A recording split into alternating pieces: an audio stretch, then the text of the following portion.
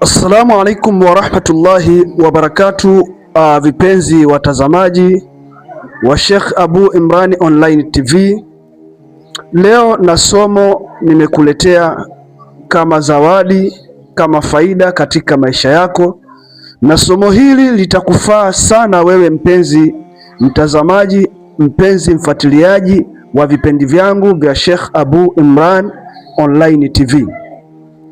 Kwanza awali ya yote nataka kuzungumza na wewe ambaye unayenitazama, na ninapozungumza na wewe maana yangu kubwa inasimama katika yale ambayo tumekuwa tukidili nayo katika masiku yote.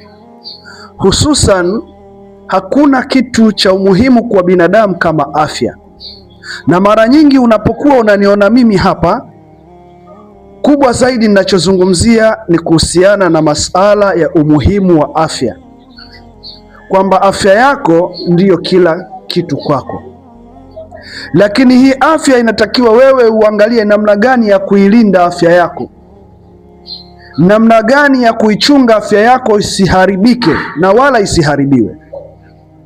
Leo nataka kuzungumzia masala ya kitaalamu sana, ambayo haya mambo yamejificha mno. Ndugu zanguni, kuna baadhi ya watu utasikia mtu mwenye shetani unamsomea dua, baada ya kumsomea dua shetani anaondoka. Mtu mwenye shetani unampa dawa au unampa mafuta, baada ya kumpa mafuta shetani yule anaondoka. Ndugu yangu, kuna mambo nataka nizungumze na wewe. Sio kila sheitani katika mwili wa mwanadamu anaweza akatoka kwa dawa. Hapana, sio kweli. Na kama yuko mtu ambaye anazungumza kwamba kuna uwezekano wa kila sheitani akatoka katika mwili wa mtu au katika mwili wa mwanadamu kwa dua tu, basi mimi naomba tuonane naye ili anifundishe hizo dua.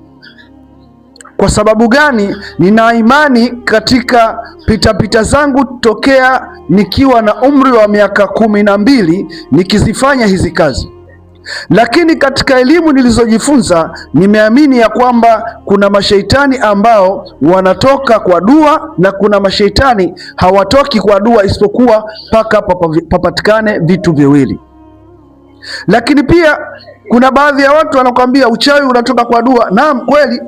Ukitazama katika maneno yake Allah subhanahu wa ta'ala, kuna aya ukizisoma uchawi unaondoka. Kuna aya ambazo ukimsomea mgonjwa basi anapona kwa idhini ya Allah. Lakini nataka nikwambie, sio kila uchawi unaweza